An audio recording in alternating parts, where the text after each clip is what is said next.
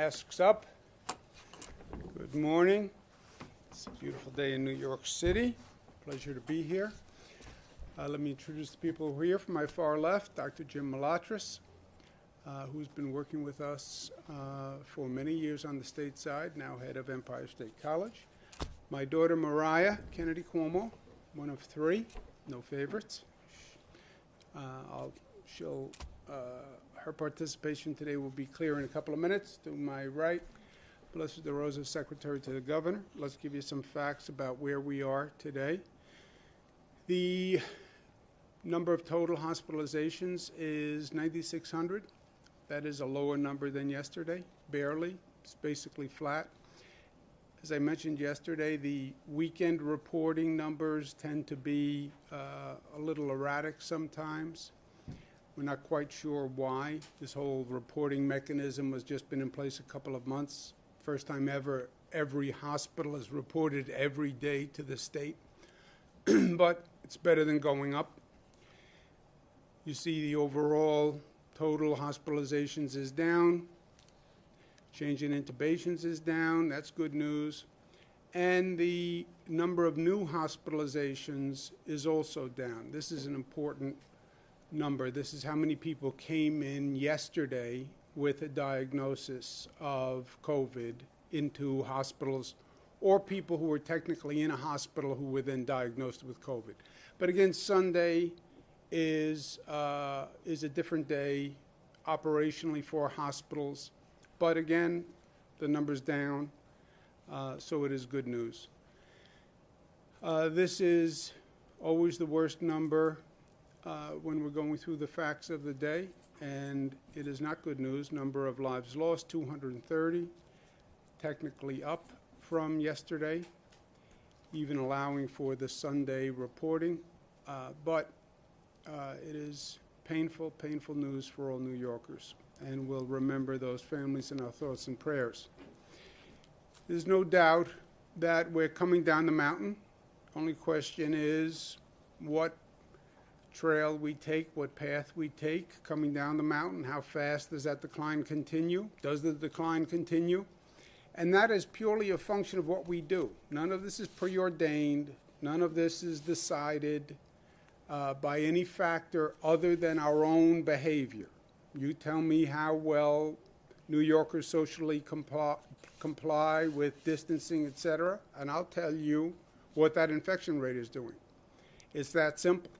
And everything we have done thus far has worked, and that's why the number's coming down. But you tell me what we do today and tomorrow, and I'll tell you the infection rate in the next few days.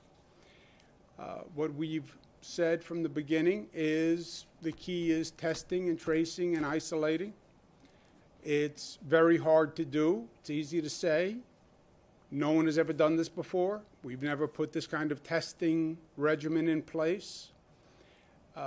Industry-wide, we've never had a tracing operation that's anywhere near this magnitude. We've never done isolation, quarantine. That's never happened before. But we do what we have to do, and this is what we have to do to monitor the infection rate and to control it. And that's what we're doing. We laid out a very specific reopening plan yesterday. We studied all the states' plans. We've studied reopening plans of countries around the world. We incorporated all the best practices. I think we probably have the most specific plan for metrics and measuring to make these decisions. And it's basically a mathematical formula if you look at that reopening plan. And I think that's the way we should do it and proceed. This is about following the data, learning the lessons, listening to the experts, following the science, and it's about being smart. Everybody's emotional. We're getting more emotional. There's more stress. There's more anxiety. There's more pressure on all of us. We want to get on with life. We want a paycheck. We want to make sure our job is there. But it's still a time to be smart, right? We don't act emotionally. We act based on logic and fact and science. That's how we make policy. But we have to remind ourselves every day because the pressure is to just respond to the emotion. And there's also no doubt that we're going through a devastating and costly moment in history. It's costly on every level, number of lives lost, the economic impact, the personal impact. Substance abuse has gone up, domestic violence has gone up, mental health issues have gone up. So we have paid a very high price for what we're going through. But the hope is that we learn from it and that we are the better for it, right? We endured the pain. Let's make sure we benefit from the gain. And this is also true, and people can understand this as a life lesson. You know, you get as old as I am, you go through some tough periods in life, and that's a fact. That is going to happen. You live life long enough, you will go through a difficult period. I've gone through more than my share. But you take those periods and you try to learn from them and you try to grow, right? That's the best you can do with it. What can you learn so when you move forward, you're the better for it? And we do that as a society also. That's the concept of build back better. We don't want to go through all of this and replace what was there before. Replacing what was there before is a starting point. We want to replace, but we want to improve, and we want to be better for this experience, and we want to build back better. We were smart enough to do that as a country, as a state after 9/11. We went through pain. We came back stronger. You could argue more united as a country, more united as a state, more aware of our vulnerabilities. And yes, greatest country on the planet, greatest state in the nation, is our opinion. But we were vulnerable to terrorist attacks. Okay, so we learned from it, and we got stronger, and we got better, and we've incorporated security into our life in a way that was unimaginable before 9/11. Hurricane Sandy, Superstorm Sandy, devastated thousands of lives, billions of dollars in damage. We built back, and we built back better than we were before. We didn't replace what was. We improved almost everything that we learned during that time. Our housing construction is different. Our power grid is different. Our infrastructure is different. So you go through these situations and you learn. And that's what we have to do here. We have to have a better public health system. We should never go through this again. What we went through with the hospitals, what we went through with PPE, staff shortages, that can never happen again. How we use telemedicine, we have to learn and we have to grow. It was vital to what we did here. We have to make sure we're better at it. Our public transportation system, we're learning. Tonight we're going to shut down the subways for the first time in history. Why? Because they have to be disinfected. Who ever heard of disinfecting a subway car? Well, now you learn. You have to disinfect subway cars. Figure out how to do it. So you can say to people who use the subways, don't worry, it's safe, right? That's a starting point for public transportation. And one of the areas we can really learn from is education. We've all been talking about teleeducation, virtual education, remote education. And there's a lot that can be done. You know, the old model of everybody goes and sits in a classroom, and the teacher is in front of that classroom and teaches that class. And you do that all across the city, all across the state, all these buildings, all these physical classrooms. Why, with all the technology you have? And we've been exploring different alternatives with technology, right? We have classrooms in this state that have technology where they're talking to students on Long Island with a teacher from Staten Island, with students from around the world participating with technology, hearing that one teacher. And if you look at the technology, it looks like all these different students are in one classroom. All right. Well, let's learn from that, and let's learn from this experience. We did a lot of remote learning. Frankly, we weren't prepared to do it. We didn't have advanced warning. But we did what we had to do, and the teachers and the education system did a great job. But there's more we can do. We're still working on providing some students with the technology, with the tablets, et cetera. Some teachers needed training and they weren't ready for it. Well, let's take this experience and really learn how we can do differently and better with our education system in terms of technology and virtual education, et cetera. And that's something we're actively working on through this process. So it's not about just reopening schools. When we are reopening schools, let's open a better school, and let's open a smarter education system. And I want to thank the Bill and Melinda Gates Foundation. We'll be working with them on this project. Bill Gates is a visionary in many ways, and his ideas and thoughts on technology and education he's spoken about for years, but I think we now have a moment in history where we can actually incorporate and advance those ideas, right? When does change come to a society? Because we all talk about change and advancement, but really we like control, right? And we like the status quo, and it's hard to change the status quo.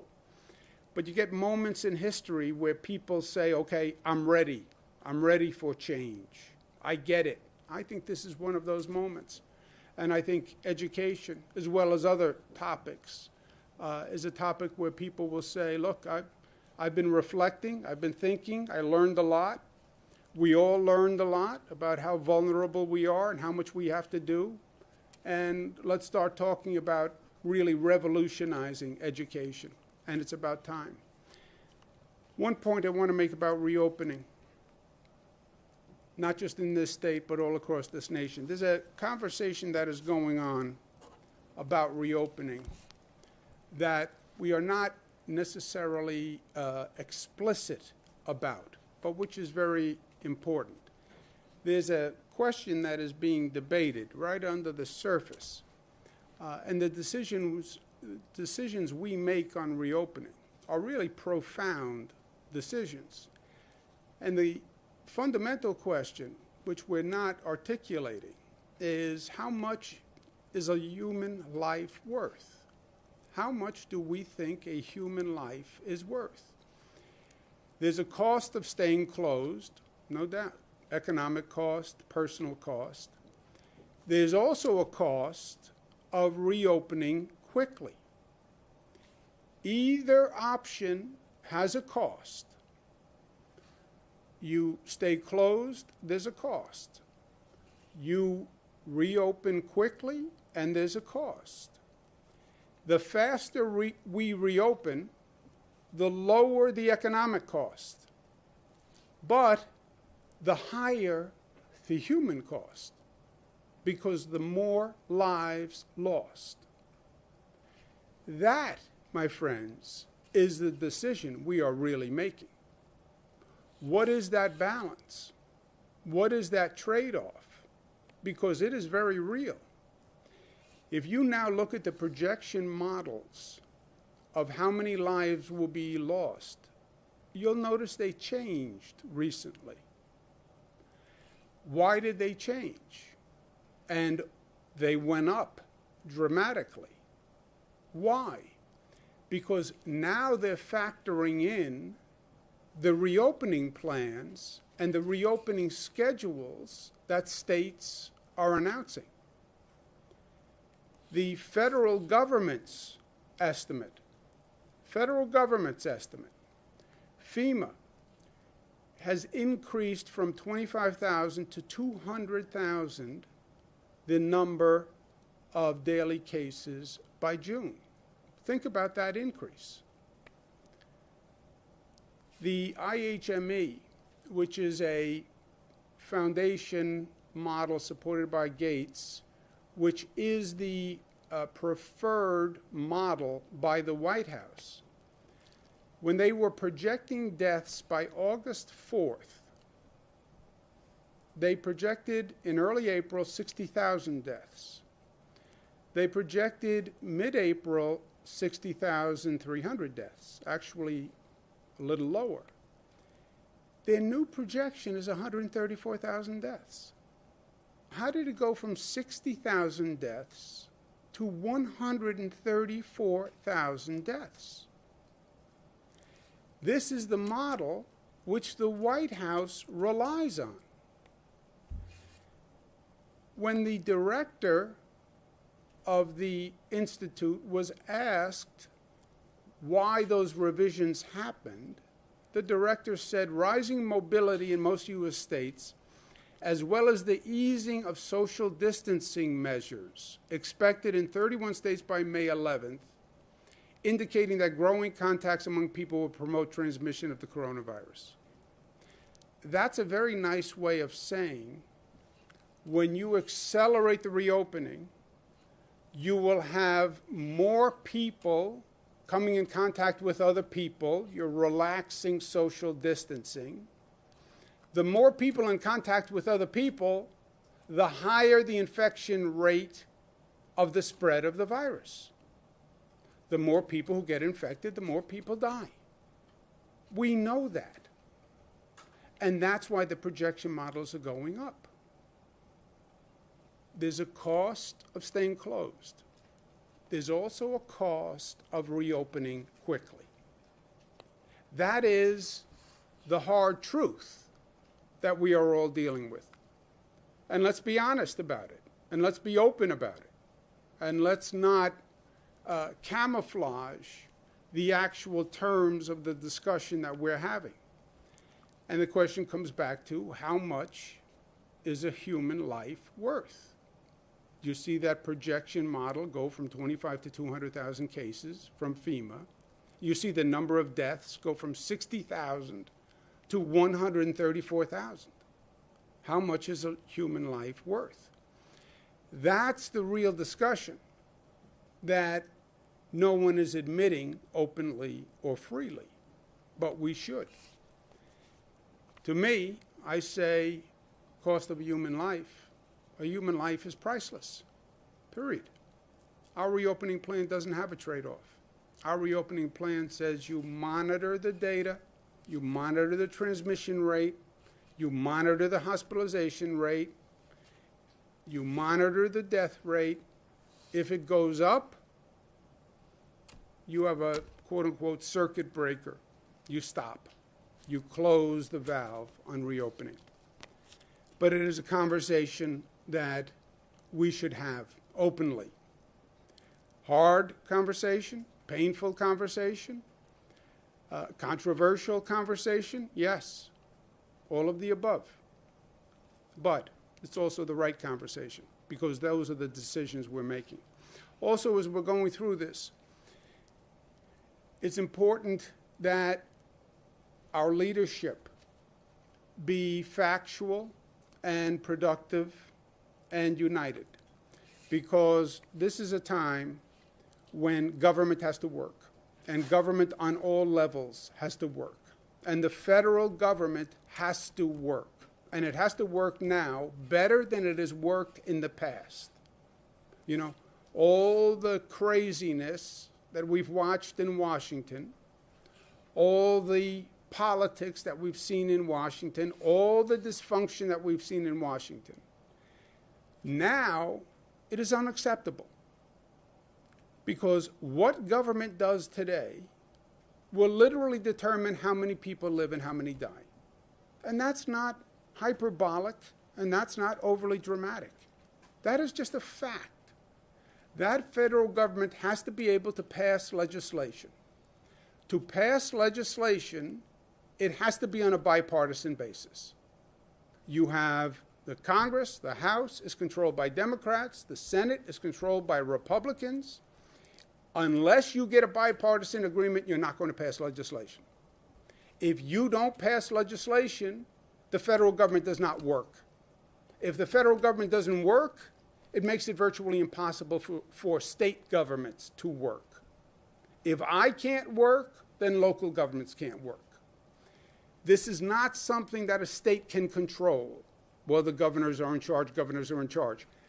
I can only be in charge to the extent I have the resources and the means. And that comes from the federal government. Not just for New York, but for every state in this country. So that federal government has to work. And the legislation that they pass is important. And they have to pass legislation. And that only happens on a bipartisan basis. There is no choice. Well, just the Democrats can do it. Well, just the Republicans can do it. They cannot. It takes two to tango. It takes two houses to pass a bill. And one is Democratic and one is Republican. So the facts are important. The President gave an interview, as reported in the New York Post. Blue state coronavirus bailouts are unfair to Republicans. Bailouts. This is the topic of whether or not the federal government should provide aid to state governments. And it's been a discussion for weeks. The federal government has passed legislation in the past that helped airlines, helped small businesses, helped hotels. Great. Great. They haven't provided any aid to state and local governments. Well, why is that important? It's the state and local governments that fund police, fire, education, teachers, healthcare workers. If you starve the states, how do you expect the states to be able to fund this entire reopening plan? Well, the governors are in charge. But the states are in dire financial circumstances because our economy suffered when all the businesses shut down. So the debate now is, well, it's the blue states that have the coronavirus. Okay, New York they call a blue state. California they call a blue state. And the Republicans are saying, we don't want to give money to the blue states. First of all, this is not a blue state issue. Every state has coronavirus cases. And it's not just Democratic states that have an economic shortfall. Republican states have an economic shortfall. Well, it's the mismanagement of blue states for decades that they now want us to bail out. That's just not a fact. It is not a fact. First of all, no blue state was asking for a bailout before this coronavirus. I wasn't asking for anything from the federal government before the coronavirus. And by the way, the federal government wasn't giving New York anything for years. Everything they were doing was negative to New York. Then comes the coronavirus. Our economy stops because we shut it down. Now we have a $13 billion deficit because we stopped the economy. So what we're asking, every state is asking, because of the coronavirus, we need financial help in restarting the economy. And that's what we're asking for from the federal government. How do you call that a bailout, which is such a loaded word, such a rhetorical, hyperbolic word? It's a bailout. There's no bailout. Because of the coronavirus, this nation has been impacted and states have been impacted because the states make up the nation. And we need financial help because of the coronavirus situation. And this is not any mismanagement by the states. If anything, the mismanagement has been on behalf of the federal government. And that's where the mismanagement has gone back decades.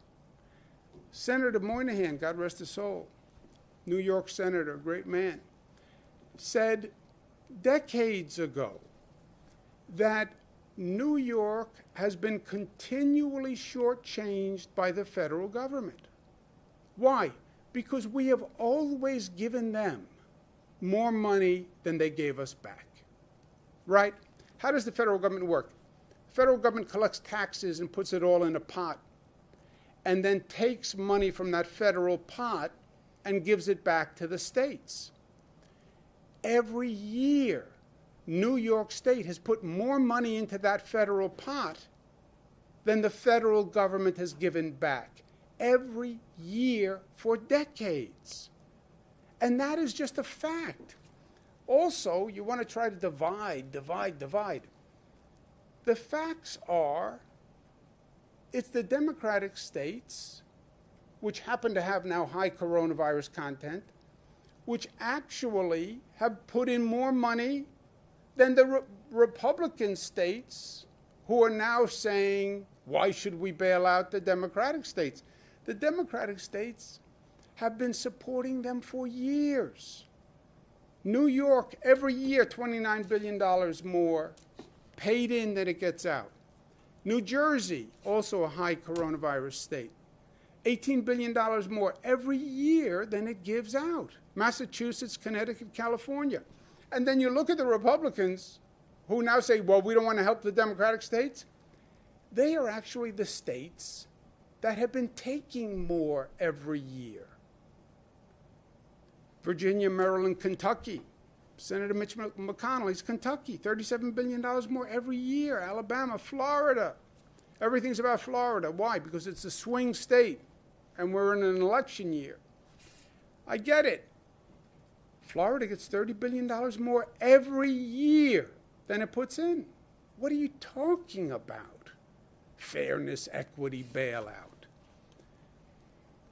You look at where we've been over the past 5 years, we paid in $116 billion more than we gave back. You want to be fair, just give New York back the money you took, and it'd be $116 billion.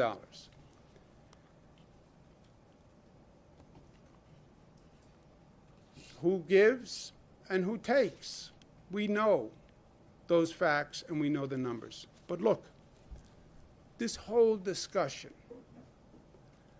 that Senator McConnell is raising, that some senators are raising, this is counterproductive, and it will lead to defeat for all of us.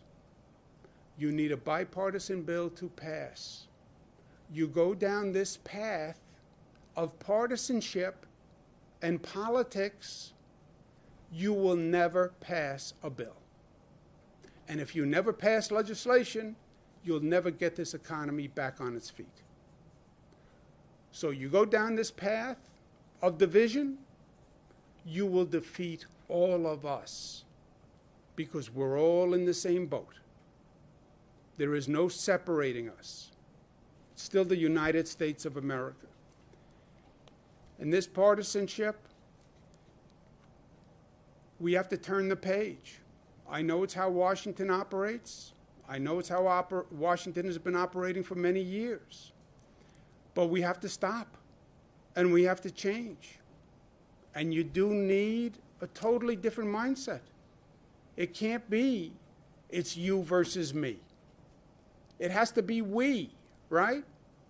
We the people. If you don't get back to we, and you think about a collective interest, you're going to defeat us all. Because it can't happen. And you have to get out of this Democrat, Republican, it's red or blue. It's not red or blue. It's red, white, and blue. This coronavirus doesn't pick Democrats or Republicans. It doesn't kill Democrats or Republicans. It kills Americans. The virus is less discriminating and more of an equalizer than the lens that we're viewing the virus through. And if we can't get past this now, when can we ever get past it? You have a national crisis. You have a national outbreak, a national epidemic, killing thousands of people. You can't put your politics aside even now, even today. Families have fights. Yes, families have fights. Somebody's going to die. And the family is still going to carry forward these silly fights from years ago. Nobody even remembers how they started. If there's ever a time to come together, it's at a moment of crisis. And this is a moment of crisis. And we always understood, and the great ones always told us, that it won't work this way. A house divided against itself cannot stand. You want to be a leader? You want to go down in the history books as someone who stood up and did the right thing? Well, then remember what made us great in the first place. And that's what a great leader would do. Also, last point, each of us must do our part. Talk about government, government, government. Yeah, government has a lot to do. I understand that fully. Citizens also have a role to play. You know who's going to keep yourself? You're going to keep yourself safe. You know who's going to keep your family safe? You're going to keep your family safe. And you know who's going to keep each other safe? Each one of us keeps the other safe. Every person has a responsibility here, social responsibility. And that's what wearing a mask is all about. Just wear a mask. It's the smart thing to do.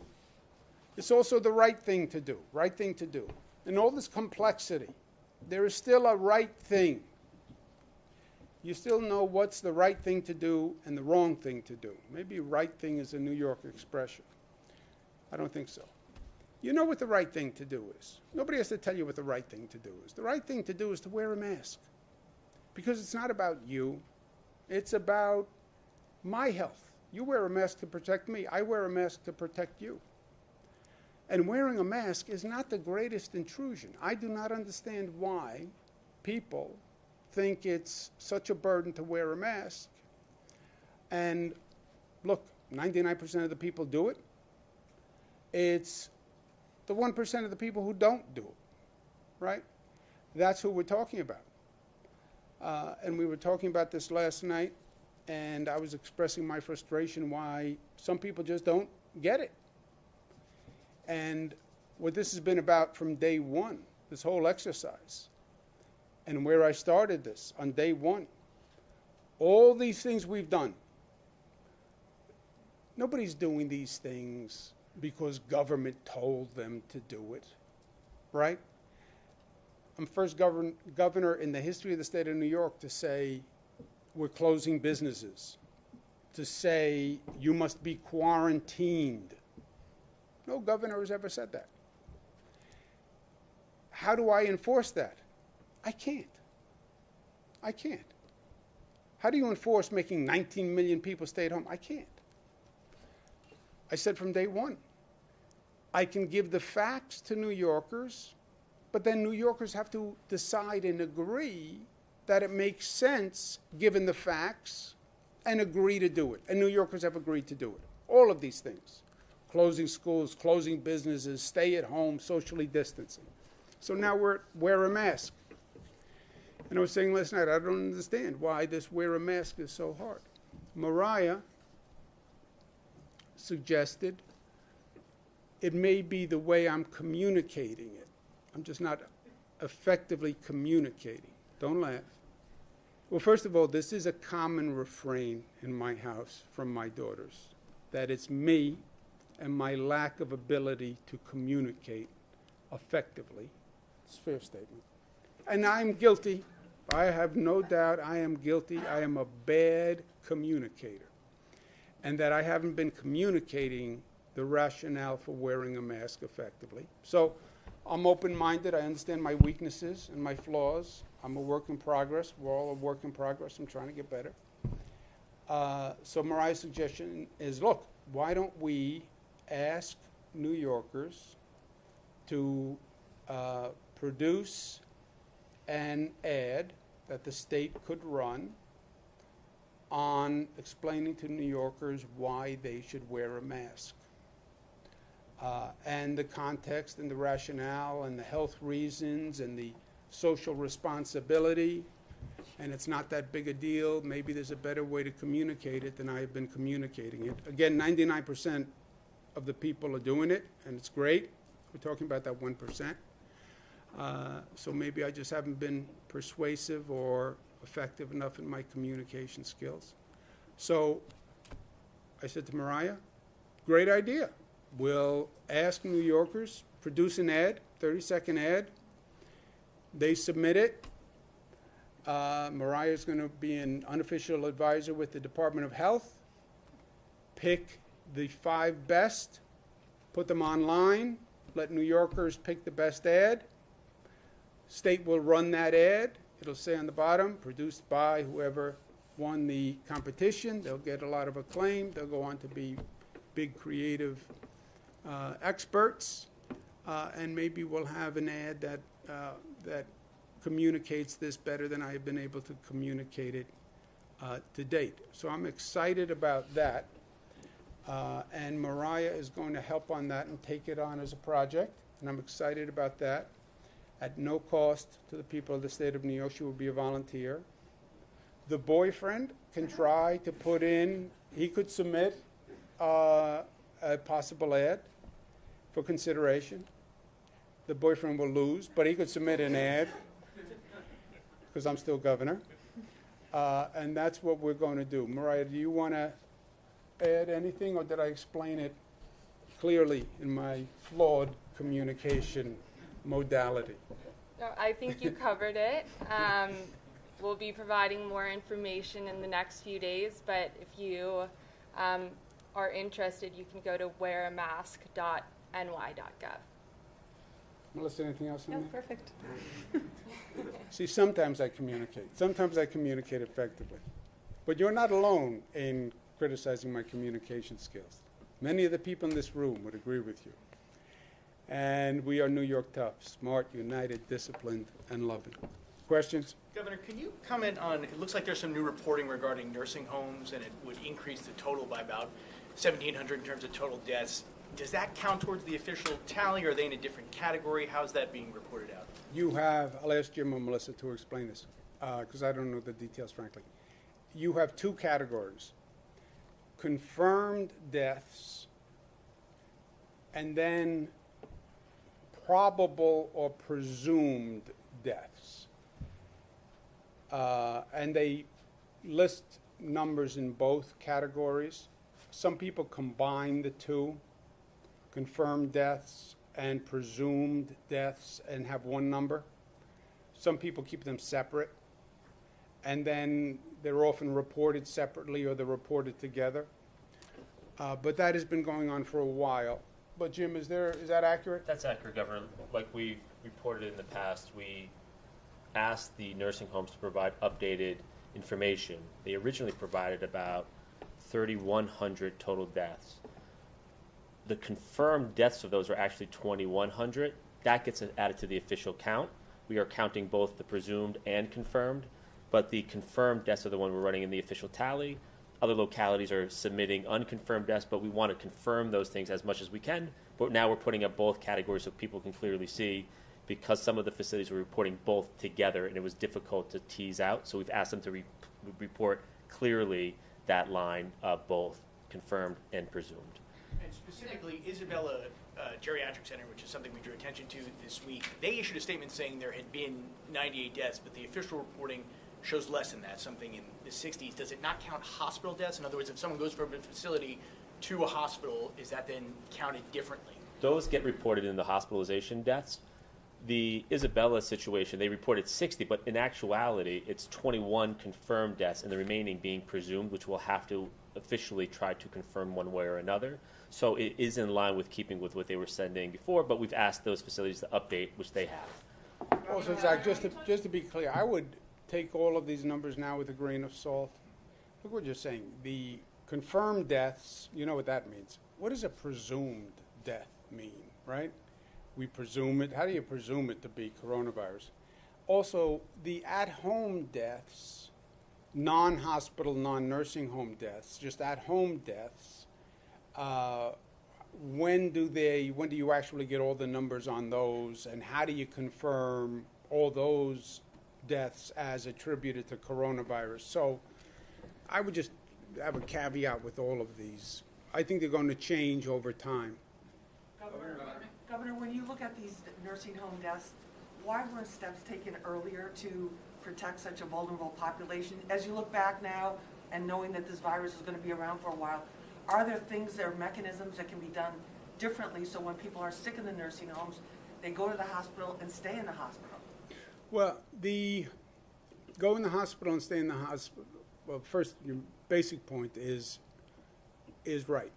The nursing homes, we said from day one, are the most vulnerable place because it's old people, senior people who are the vulnerable population in a congregate setting. And that's how this nation was introduced to the virus with the Seattle nursing home, right? So, and it was true around the world also. What can you do better going forward? I don't know. It's something we're studying. We're also doing an investigation with the Attorney General to look at it. We did some very harsh things here that, frankly, I wasn't even comfortable with, but the health experts insisted. No visitors to a nursing home for 2 months, no visitors? How do you do that? Because all it takes is one person to walk in, test the staff, PPE, you do everything you can. But if there's anything else we can learn from and do, we will do. You have people who get sick in the nursing home. Sometimes they're transported to a hospital. That's up to the experts in the nursing home, if that's helpful. If they're in the hospital, we also need hospital beds, right? It's not like we can turn hospitals into nursing homes. Once a person is better, the person has to go somewhere. They don't have to go back to the nursing home, by the way. The way the nursing home operates, they make a determination if they can provide the best care for the person. If the nursing home says, I can't provide care for this person, then the nursing home must transfer the resident or call the Department of Health and say, this person should be referred somewhere else. I can't take care of this person. We have COVID-only facilities that can take people from nursing homes. The nursing home has to make the decision. So if the hospital calls and says, I want to send back a person who had COVID but is now better to the nursing home, if the nursing home doesn't think they can take them, they shouldn't. And all they have to do is say no and tell the Department of Health, and that person will go somewhere else. So it really comes down to that nursing home has to know what its limits are, who it can provide care for, and who it can't provide care for, and we have alternatives. But we have to get it from that nursing home first. Melissa, do you have anything to add on that? No, actually, Jim, do you want to speak to that? I think the governor said it. We've had really aggressive measures in New York State. No visitors from the outside was a pretty aggressive measure. 12-hour temperature checks on all staff, PPE requirements for all staff. And as the governor said, the rules from the federal government and the state are clear. You have to do separate cohorts for COVID positive versus COVID negative, not only for the residents, but also for the staff. And if you cannot do it, the regulations state specifically, NYCRR 487.4 and 488.4 cannot admit residents who are symptomatic unless the facility's licensure and certification require on-site clinical staff capable of attending to the medical needs of symptomatic COVID residents pursuant to the instructions. So it's clear, and we've made many facilities available for COVID only. It's up to the facilities to call us to make sure we can make that transfers happen. And what do nursing home staff do if they're not able to get PPE in the nursing home? We've been working directly with the state. This is a residential requirement for the facility themselves, but facilities that have had difficulty, we have provided hundreds of thousands, if not millions, of PPE to nursing homes all across the state, including downstate. Hundreds of thousands of gloves, hundreds of thousands of goggles, face masks, gowns. So we've been working to backfill something that's not actually a requirement of the state to do, but given the crisis, we have been providing that material as well to those facilities. But just if I can make one point, everybody wants to point at the nursing homes now. We knew the nursing homes were going to be a target, and whatever we do, they will be a target. Those nursing homes, and I've spoken to a number of them and staff, they are doing phenomenal work. We lost 230 people yesterday. We didn't lose 230 people to coronavirus because we didn't do everything that we could do. We have the best healthcare system on the planet, I believe, and our people are doing everything they can do. We have the equipment, we have the staff, They're doing everything they could do. Still 230 people died. In a nursing home, that coronavirus, if it figures out a way to get in there, and all it takes is one person, one staff person who doesn't have a temperature, who's not symptomatic, one facility person, one person who comes to work on the air conditioning system. All it takes is one person to bring that virus in there. And you do everything you can, but at the same time, you can't do everything, right? That's right. And Governor, when you're talking about reopening, what do you say to people who say the metrics that you laid out yesterday are unrealistic and it will keep places like New York City closed for a very long time, possibly until there's a vaccine? And to the end of reimagining, what do you see the subways looking like, and how can you social distance on the subway? Yeah, the first on the metrics. The metrics, we didn't create any metrics. Those are all best practices. Most of the metrics are CDC metrics. The main metrics are from the federal CDC. So they're all reasonable and come from reliable sources, quote unquote, experts in the field, to the extent there are experts in this field, because as we've learned, the experts have also been wrong. But they are metrics and they are measurements. And the alternative is, well, I don't want to follow any measurements, even if they are the safe, sane measurements, because I want to reopen. Yeah, I understand that. That's the emotion over the logic, right? So the question will become, do you want to reopen even if it is not safe to reopen? And that's the question I pose. And that is the question that we're dealing with in society.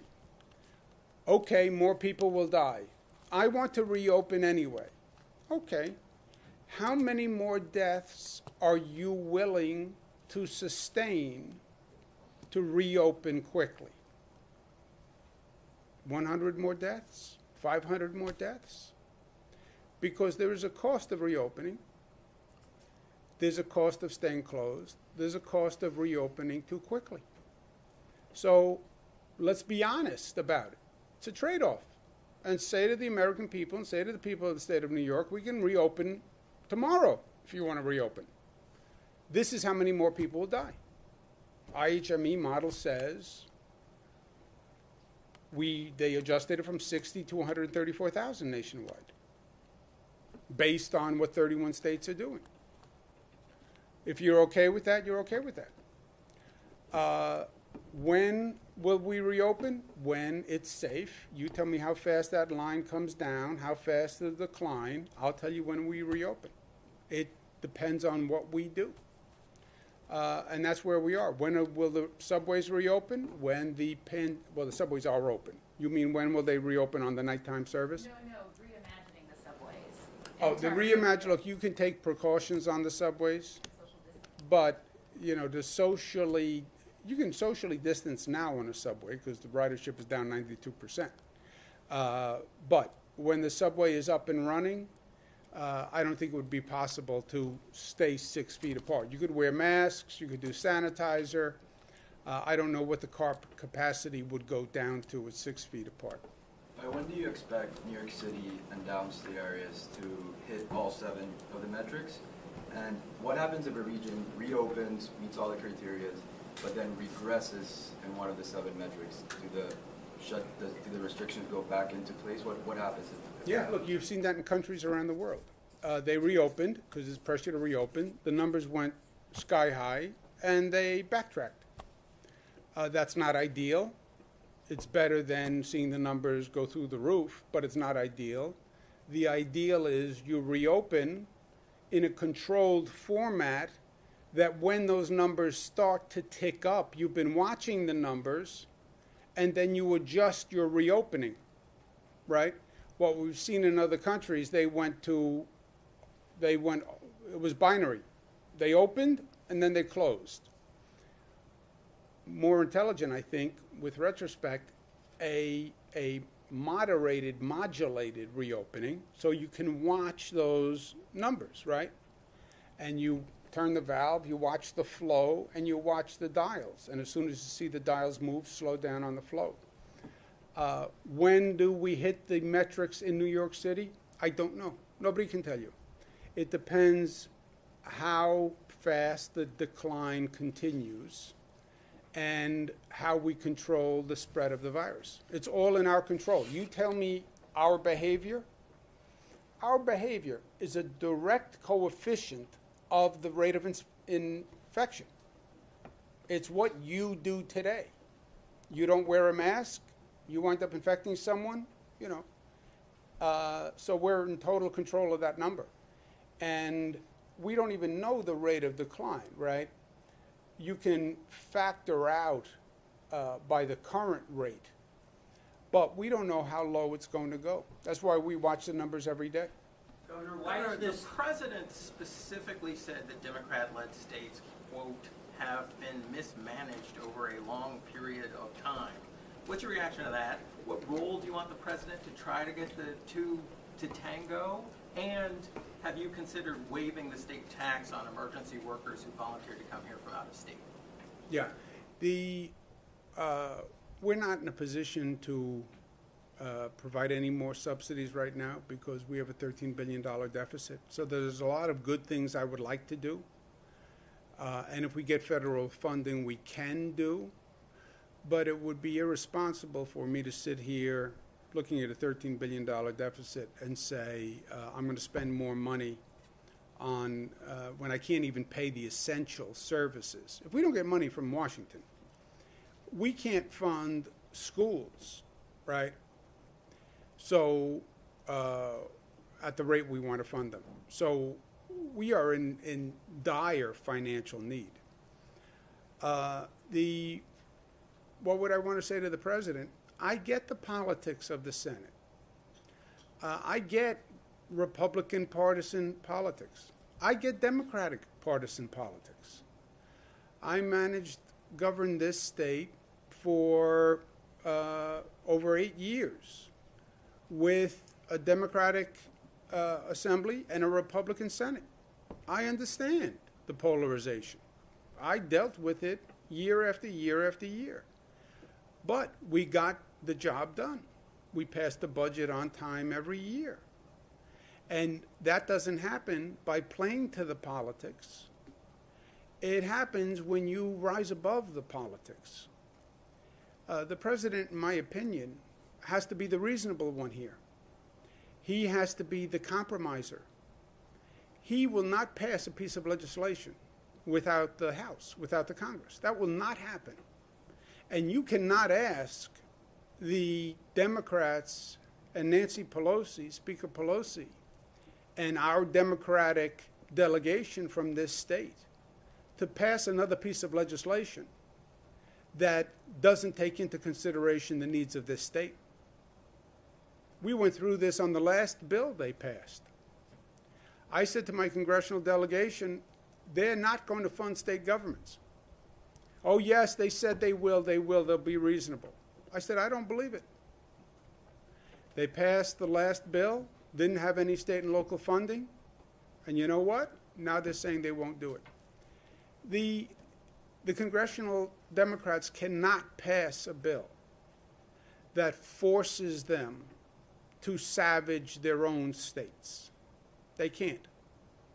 So the president is looking at a scenario where he either is reasonable and bridges the gap, or they will not pass any legislation. And then he will have failed. And this nation will suffer. And that is what the president is looking at. Governor, why does the state health department, We'll get there. Go ahead, why Andrew, has the because you're a state little health impatient. department not been flagging cases of Kawasaki syndrome? My colleague Melissa Russo has been reporting on this. It's a COVID-like syndrome that impacts children. Nassau County has 17 cases in the ICU, I think 40 cases overall. The state health department has not been providing an update on this. We're wondering where that stands. Yeah. Melissa, Jim, do you know? I know that this is something that Dr. Zucker has been looking into, and Melissa has been sharing her reporting with me directly, and we'll have something on that tomorrow. And just as a quick follow-up on the MTA, can you assure commuters that 24-hour service will resume? Can you assure me? Yes. When is the question? You tell me when the global pandemic is over, I'll tell you when the 24-hour service resumes. You go first. Does that mean when there's a vaccine? No, it's just when the pandemic is not problematic to this extent. To follow up on the question regarding the president, he's also griping in the New York Post in terms of the fact that the two senators, Senator Schumer and Gillibrand, have not called in. We see this from the president from time to time. It becomes personal for him. How much of what you think what's going on now is personal for him versus politics? Do you think there's some his feelings being hurt? We hear a lot about that. You've managed him pretty well in your relationship with him. So just your reaction to that, to him Look, saying I think that. it's all of the above, right? First, on the mismanagement of the state. This state was doing very, very well before coronavirus. Lower taxes, highest number of jobs in history. We were doing great. I wasn't asking for a nickel from the federal government, and we weren't getting anything from the federal government.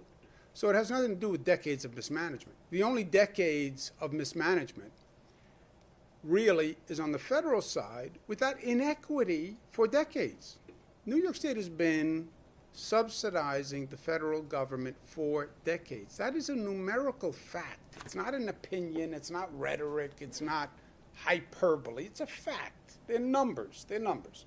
We put in more than we get out. So that's that on that issue.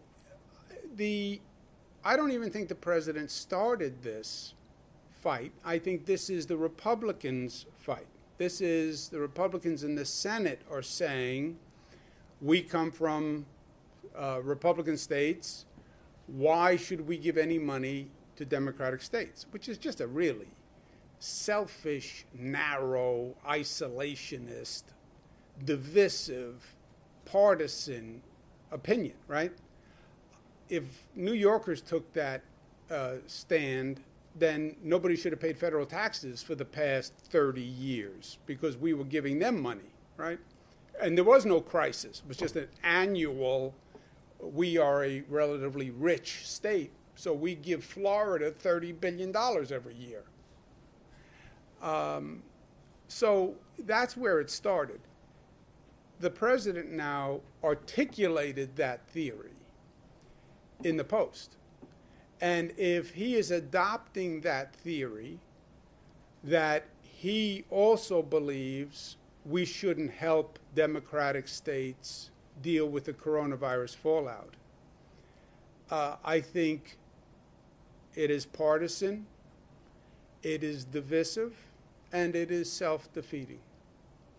Because the Democrats in the House cannot be fooled again. And they cannot pass a bill that doesn't provide help to the people they represent. The congressional members from New York cannot pass another bill that does not provide help to the people they represent. They can't do that and then come home and stand before the people they represent. So if the president doesn't figure out how to bridge this divide, he will have no legislation.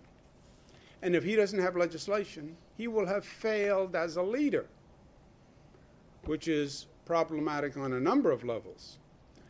And more importantly, this nation will suffer. So I think it is a bad road for the president to go down. Now, is part of it personal with the senators? Look, he has said to me, one of the main fights I had with the president was on a program called SALT. It was a tax change that ended state and local tax deductibility, which took this New York incongruity where we give more than we get back, and it put it on steroids.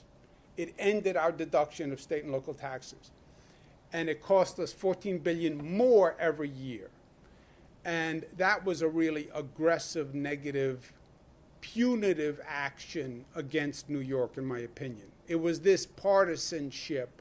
It took more money from the Democratic states to give to the Republican states. That's what it did, SALT. And I had a clear disagreement with the president about it on a number of occasions. And the president in fairness, back then said that the senators hadn't fixed it and the senators should have fixed it. So this is a long-running issue with him. Andrew Stewart, Last week, Let me just see if I can get to everyone. thank you. Last week, you made a reference to Brazil as an example of lack of planning on the COVID-19 response. Could you tell us why do you think Brazil is the bad example on dealing with the pandemic? And also, you said today that you studied reopen plans for other countries. What plans inspired New York and reopen more? Yeah, we have studied just about every plan that's been out there, and more than plans, the experience.